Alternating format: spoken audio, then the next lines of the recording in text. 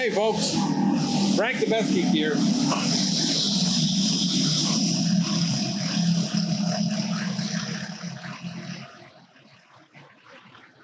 That was one loud car. Anyway,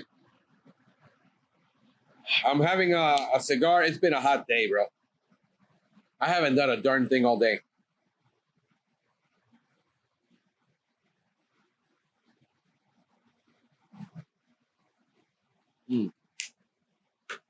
I'm enjoying. I had it a little while ago. I was having a conversation on the phone with a friend about lawn care and how he wished he could make the lawns look nicer and greener.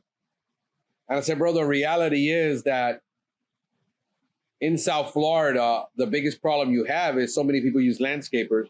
When you're mowing the lawn every 2 weeks, you can't hit that lawn with nitrogen, especially in the summer when they allow it to grow to 10 inches. Then they scalp it back and your lawn is yellow. And now you got to go and run and deal with it with fungicide. Your job is to keep it as healthy as possible. If the cultural care isn't there, you know, people don't pay for top dressing here. People won't pay for aeration. You know, they just want a monthly spray or a bi-monthly spray or even a quarter. They want even a quarterly spray for lawn. And they're hoping that a quarterly spray is somehow going to make that lawn beautiful. We've had this conversation. I said, bro, I've done it. Been doing it for 15 years. This is my specialty, is doing lawns. The average client, the mainstream client that is buying pest control, lawn care from a large national brand is buying a minimum viable product. And what they're wanting you to do is, for the same price, give them, you know, a better looking lawn than can be done. I mean, it'll never look like the golf course. It'll never look like the golf course because that's a superintendent looking at that thing every day, a crew looking at it every day. I'm doing a Cohiba today. Havana. It was a gift. And a nice coffee. And, bro, the reality is that as hard as you work, you can't get that lawn to look like a golf course lawn or a super premium lawn or an estate lawn when they aren't mowing it. You can't allow a lawn to grow more than a third. When it grows to double and then you scalp it down and you have a dull blade, you know, the fact that it doesn't have weeds, it doesn't have disease, and it doesn't have insect, is reality is the best you're going to do. You're not going to get it to look that, you know, guy doesn't mow it with a sharp blade, you're done. So, you know, we've been having that discussion. He just wants it to look better and he wants to do better. And I know you want to do the best job you can for your client. But the reality is that if it doesn't have disease, it doesn't have weeds, and it's not yellow and it's somewhat green, they can be lucky that you got it that good, because we can't get it much better, but we're doing a better job than the national brands are doing, because they're sending in these $10 an hour technicians right now that have no clue what a lawn is supposed to look like. And they have no clue what they're supposed to be doing most of the time. So, you know, we're good. The clients aren't complaining. When they were complaining that, you know, I hired this company and my lawn is full of weeds. Well, we got rid of the weeds. It doesn't have an insect problem. It doesn't have a severe disease problem. You know, that's, you know, you're getting what you pay for. In my case, if you want it to look nicer, get your landscaper to mow it with a sharp blade. Get him to mow it weekly. Get it to mow it between 3 and 4 inches, and it will look way better on its own. But we're not miracle workers. So you got a decision to make. I can't add another 10, 15% to my cost to kind of appease the client that I'm doing something more because I applied another product. That's going to eat right into my margin. So it isn't going to happen. So that was my consultation for today. I want to talk about being decisive. Making decisions on desperation usually is detrimental to business development. I have a friend who's a mutual friend of Eric, my media guy. He was consulting him through me because he had the relationship, much longer before he started his business. And he basically had an entrepreneurial seizure. He lost it at work. He had enough of the abuse. I get it. And he wanted to start up. The problem is he wanted to start up a mattress, building mattresses, custom built mattresses. The problem is he wasn't going to charge enough, and he put a warehouse in the middle of a depressed neighborhood, really depressed neighborhood that is very low income. And he's thinking he's put a 3-foot sign up on that building that people are going to be driving by and saying, oh, there, I need a custom mattress. Let me go stop there and get one. When you have companies like Mattress Giant and Mattress Firm, and then you've got Purple Mattress online, you've got Dial a Mattress, you've got Tempur-Pedic, you've got all these premium brands. And he said, no, I'm going to make mattresses. I'm just going to make them cheap for people. I said, that's a beautiful sentiment, bro. The problem is it doesn't matter how cheap you make it. People are not going to buy super premium mattresses when they can't afford it. That was a year ago. I said he already tried before doing mattresses and failed. And why does he want to do it? Well, because his brother's been successful. But his brother's doing it forever. And he's already got the clientele. He's got an established business. He knows what he's doing. He's doing some shady stuff too. And yesterday, for the second time, he got admitted to the hospital because the stress.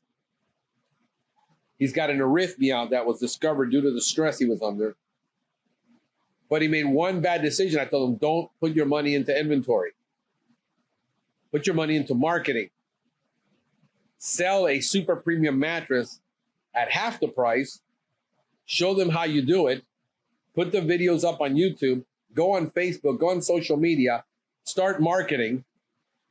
And before you build the product, seeing if there's a market and test it.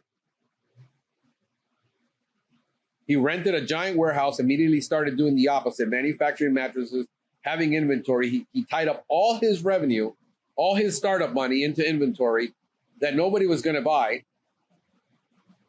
Then he decides, well, that didn't work, so I'm going to start doing upholstery, which is an upholsterer. Then I'm going to get into custom furniture making.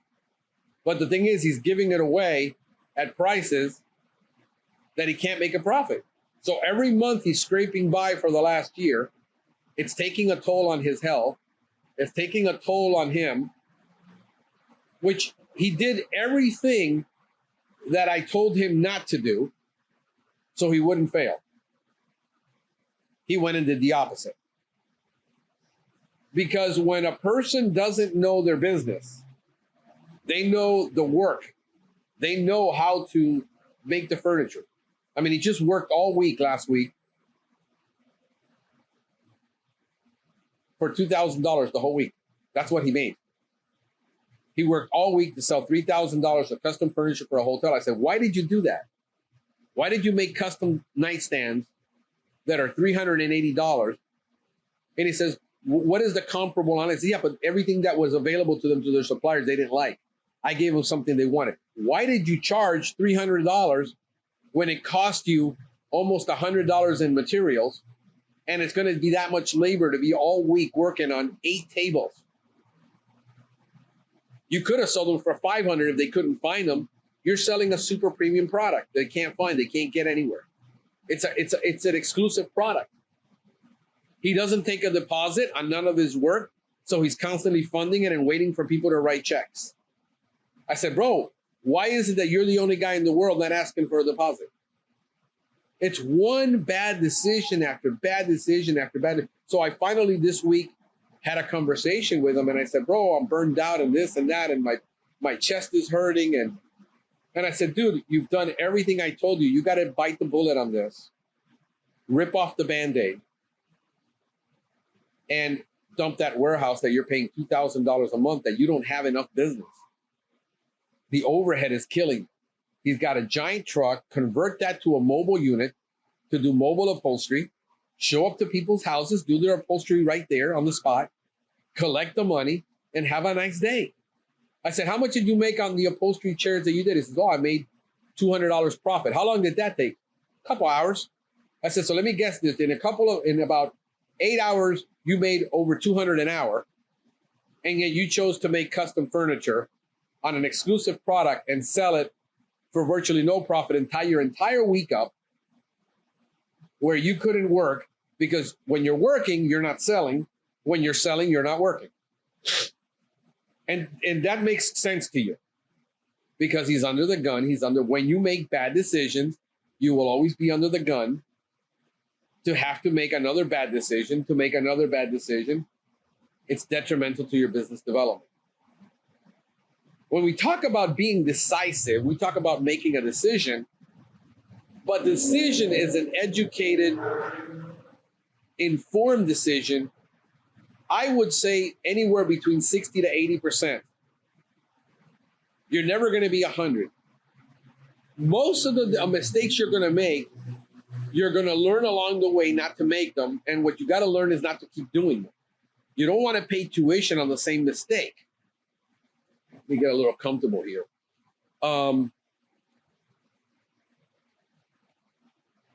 People ask me,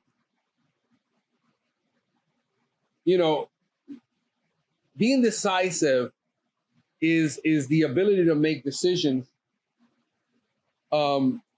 quickly, but effectively, that they're effective decisions.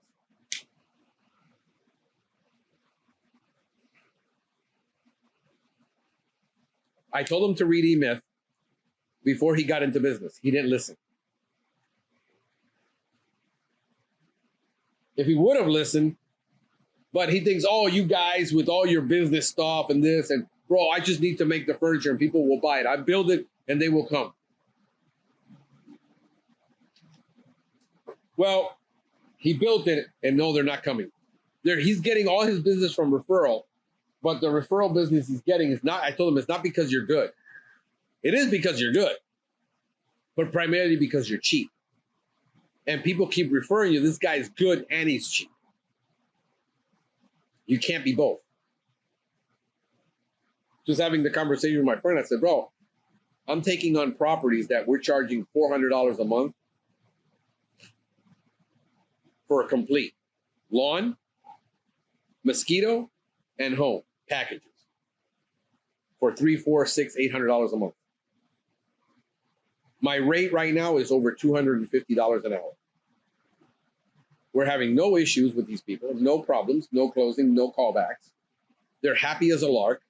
And I'm on those properties an hour, hour and a half, 2 hours tops. I'm doing 3 to 5 properties a day. And I'm producing an average of 1,000 a day on those 3 to 5 properties. I'm not killing myself. My biggest stress is traffic.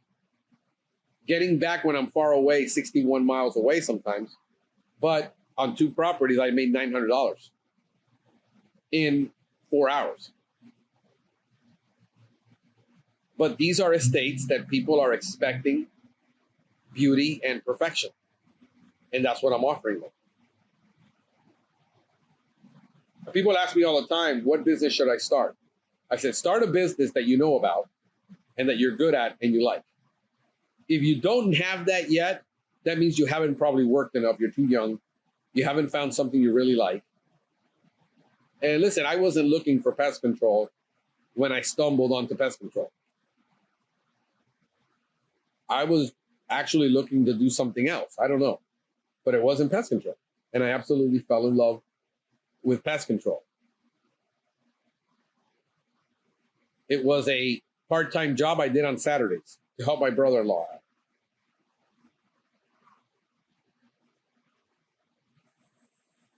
Start something you have experience in.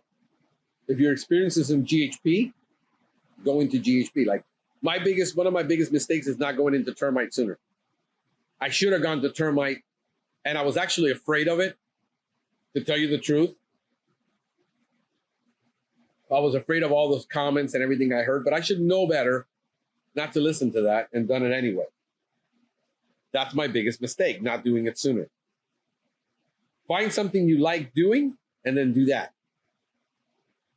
If you're young and you still only had 2 jobs, 3 jobs, go get another part-time job doing something else. Keep switching jobs. This is, by the way, this is a Gen Xer telling you to do this because the only way you're going to find out what you like doing is to try different things. At 18, 19, 20, 21, 25, you don't know what the hell you want to do in life. The fact that your parents feed you that crap is full of it. They didn't know what the hell they were going to do. They got into college to get a degree in finance. And then, 10 years later, they're doing something else. I got guys that they're electrical engineers doing pest control. They decided, I like pest control better than electrical engineering. Who went out and started Subways, restaurants. My children learned a valuable lesson last week, 2 weeks ago, on the fact that they thought they had $1 million idea that they were going to launch, but they didn't have 2 nickels to rub together.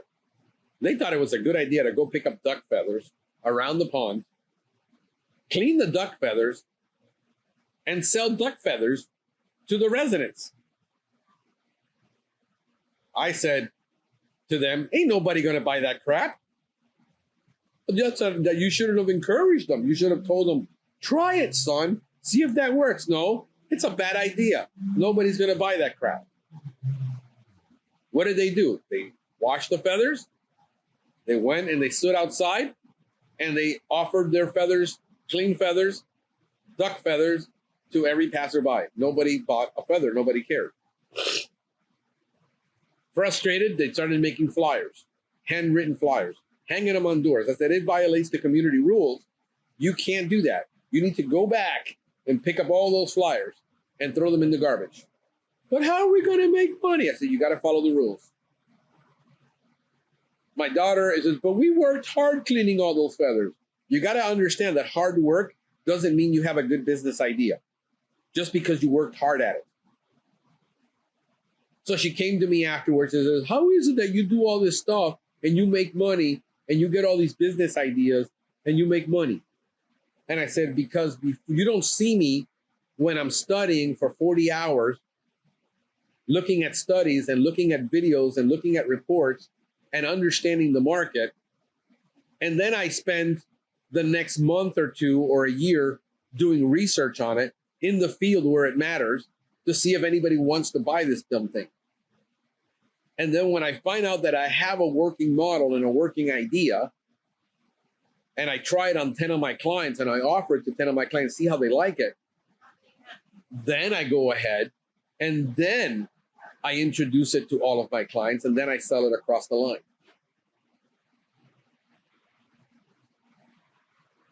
What you doing? Yeah. Okay.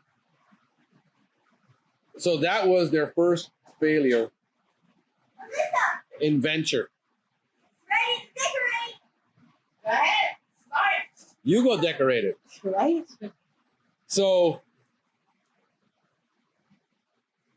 that was her first question is you do stuff, but you don't do the research. You immediately go and just gung-ho, half-cocked, doing stuff and wondering why it doesn't work for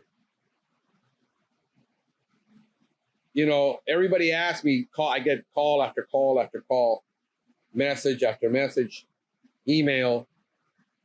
Bro, how do I do the essential oil thing? And how do I do natural? And how I do eco-friendly? And how do I do this? And how do I do that? And then I send them it's on Pestgeek, by the way, 25 essential oils, all my essential oil studies. I'll do 20 studies on Coleoptera. I'll do 20 studies on ants. I'll find whatever was done all around the world. There's over 100 studies on there. They're free. You can have them. And that took 10 years to develop. And you think in a 1-hour conversation, I'm going to be able to download to you everything I know about what and what not to do. Here's what I learned. 99% of what I did failed. I found out what worked. I found out what it worked on. and then I only sell that. People like, man, you know, you're doing all this work with cockroaches and you're doing this and you're doing that. And it's like, I just had a guy on a group just go off on me. And then he messaged me. And then I told him, bro, the reality is your company's not going to give you the time to do what Deanie Miller says, to do what Bobby Corrigan says, to do what Paul Bellow says. You're not charging enough. How much are you charging for your initials? $169. I said, well, I started out at $459. That's why I have the time to do it. Your company's never going to give you the time. You can't do it. But the complete resource guide on getting complete cockroach is on my podcast.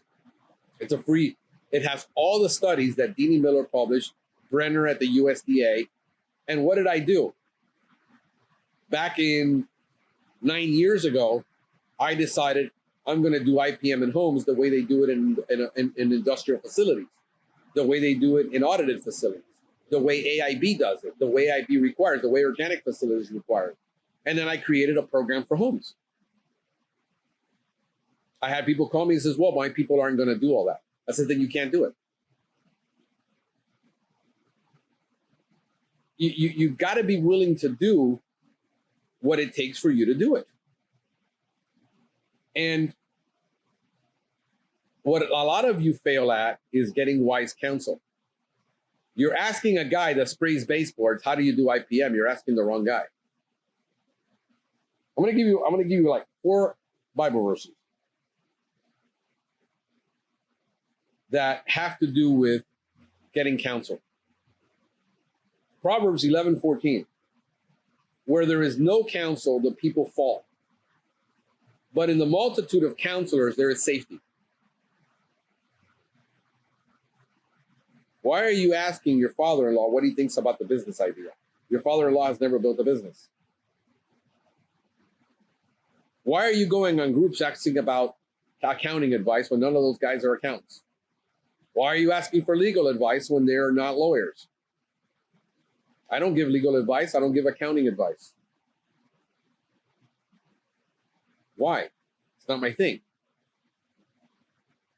Which is the best way to set up a company? I don't know, bro. I don't know your assets. I don't know your liabilities. So why are you asking a bunch of solo operators how to set up a corporation to protect yourself when most of them are, you know, they haven't set one up? Is it an LLC? Is it an S Corp? Is it a C Corp? I don't know. Why don't you sit down with your accountant, pay him $120 and ask him that question? And you'll get a better answer in your state.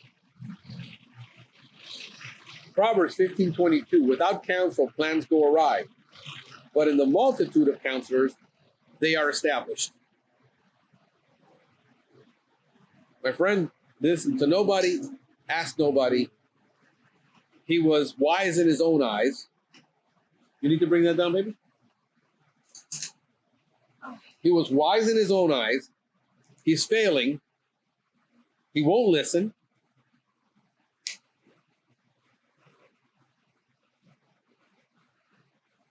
And then he's frustrated why his plans aren't working. Well, I prayed about it. And then I believe that if I tithe and I give and I do all this stuff, God's just going to bless me. No. I like it when people say, oh, everything happens for a reason. Yeah, usually the reason is you did something stupid. Mommy, don't put it in your face. Mama, you're better off using the scissor for that. Oh, right. I forgot. There's a difference when Scripture says that all things work together for good for those who love God and are called according to his purpose. That is not the same as everything, you know, happens for a reason. 24:6, Proverbs. For by wise counsel, you will wage your own war. And in the multitude of counselors, there is safety. I just got a call from Seth Garber. He says, bro, you're working hard, but you're not growing as fast as you want. Why don't you come up here to Tampa? We go have dinner, and I'll give you some advice on how you can scale faster than you're scaling. And nobody's going to tell me, but I'm going to listen to him anyway. Because if there's somebody that knows how to scale a business, it's Seth Garber. There's a couple of guys that I listen to that when I get them on the phone or I call them, they know what they're talking about. Seth Garber is one of those guys. I'm not going to like what he's going to tell me all the time. That doesn't make his advice bad. It makes it accurate. I'm just sometimes not willing to accept it. I got to admit that. Another guy that I'll listen to, and I will get counsel as soon as I start my termite business, which I'm going to his conference. I couldn't go this year. I went to the last one, is Paul Bello. Why? Because Paul Bello knows what the hell he's talking about. The guy was a technical director at one of the largest firms in the world. He actually owned his own pest control business with over 10 employees. Was very successful. The guy's a CPA. He's an expert witness in consumer trials. Wrote, I don't know how much of that Termidor label. So if you want to surround yourself by people, listen to what they have to say and stop being wise in your own eyes. Being decisive doesn't mean run caught and you just do whatever inspires you at the moment. It's getting the best advice that you can so you can make the best decision that you can at that time. And when you take your lumps, you're going to take a lot less lumps.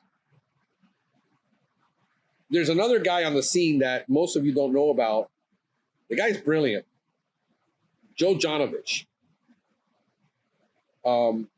He probably doesn't know that I'm going to mention him, but that guy's second generation pest control.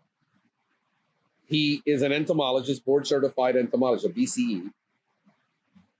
He had his own lawn care company. He sold it, started a distributing business, couldn't make it profitable. He teaches at University of Florida Pest Management University, but he's both academic and practical. He's the kind of guy that they call from all over the world when nobody can solve that problem and they fly him out to Hawaii somewhere. He knows how to go to market. He can teach me how to get to 2 million. Extremely humble, super nice, and not expensive. So if you're looking for consulting, I just gave you 3 guys. Now, Seth isn't going to be cheap, but there isn't anybody I know that's used them that hasn't been successful if they listen to him. So when he calls me and he says, bro, will you come up here? Hell yeah. So I'm going to do something after New Year's. He's kind of busy right now. But you're asking the wrong people in the wrong places. You can't ask a guy who's a solo operator how you grow a $2 million business. He doesn't know. So being decisive, and when you make things out of desperation because you lost your job, you do what the E-Myth calls you had an entrepreneurial seizure,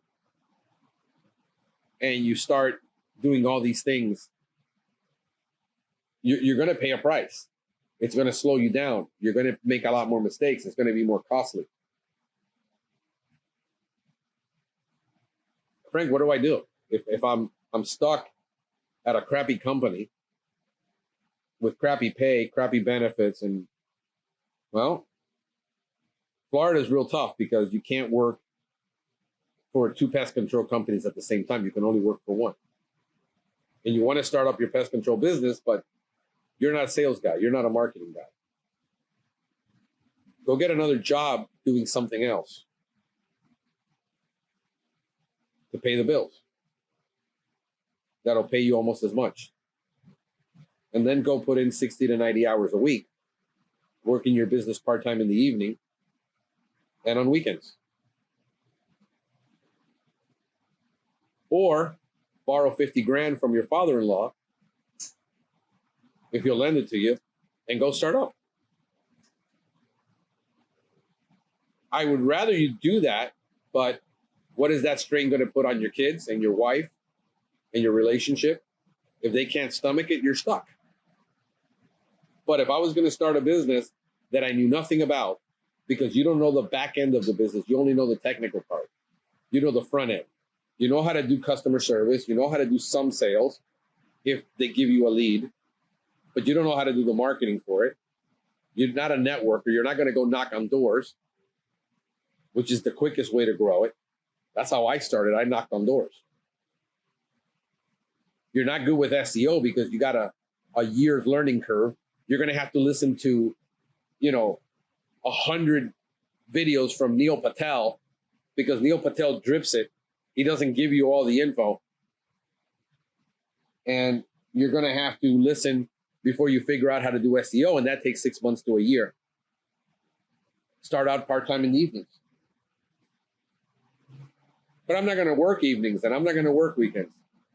Bro, then you can't start your business, because there's no way you're going to run a business on 40 hours a week. Even when you start, you're not going to run on 40 hours a week. You don't know what you don't know to make an educated decision. Ignorance is not bliss. Ignorance is very detrimental, especially business ignorance. Now, it's not that hard, but do you have the DNA?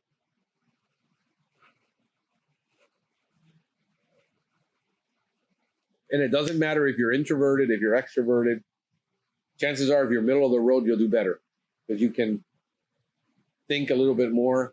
You're a little bit more conservative than the guy who's very charismatic and goes out and jumps off the cliff before he puts on the parachute. The fundamental of business is a commercial transaction. If you can't sell, you can't have a business. If you don't have a viable business idea that you've tested, how do you know it's even going to work? So understand the fundamentals, sales and marketing. It's where it's at. I'm going to recommend a series of books that you're going to find very helpful before you start out, before you even decide to want to do this. One of them is Ready, Fire, Aim, 0 to 100 million in no time. That's a hell of a title and a hell of a promise from Michael Masterson, but it's oversold, the title. But he's got very solid principles. I said E-Myth, Michael Gerber, why most small businesses don't work and what to do about it. It's the most practical book you can read before you start, so you know the reality. Mike Michalowicz, I love his books. I've had all of them. Profit First, simple system to transform any business from a cash-eating monster to a money-making machine. Profit First is, I practice Profit First. Profit First is not a bad word. The next one is Clockwork, Design Your Business to Run Itself, by the same guy, Mike Michalowicz. The Pumpkin Plan, a simple strategy to grow a remarkable business in any field. And the Toilet Paper Entrepreneur, the Tell It Like It Is guide to cleaning up in business, even if you're at the end of your paper roll. It's a catchy title. Excellent business books before you start. They're all based similar to traction, but you can't really do traction until you're about at least $1 million in revenue. A lot of guys say, traction is way better than E-Myth. I agree. But E-Myth is for the beginning guy. Traction is for the guy who's got a business where he's got a CEO, where he's got a CFO, where he's got a CMO, and he's doing about $1 million. And scaling from 1 million to 10 million is actually easier than going from 0 to $1 million. Because that's where you're going to make all your mistakes. That's where I made all my mistakes. Once you figure out the system, and once you figure out systems, Scaling is a lot easier. So right now I'm in that where I need to scale. I'm looking at building route number 3 for next year. I'm a year behind. I should have done it. I didn't. Should have gotten termite. I didn't. And if I would have gotten termite, would have been way ahead. But I was in love and enamored.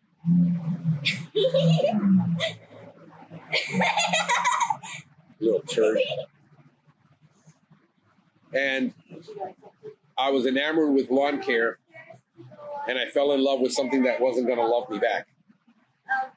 So I hope this understanding of being decisive, if you can get 60% of the information, go for it. Because we're going to be talking about the detriments to making decisions then in the next episode. Hey, this is Frank the Pestgeek wishing you a spectacular day. $10.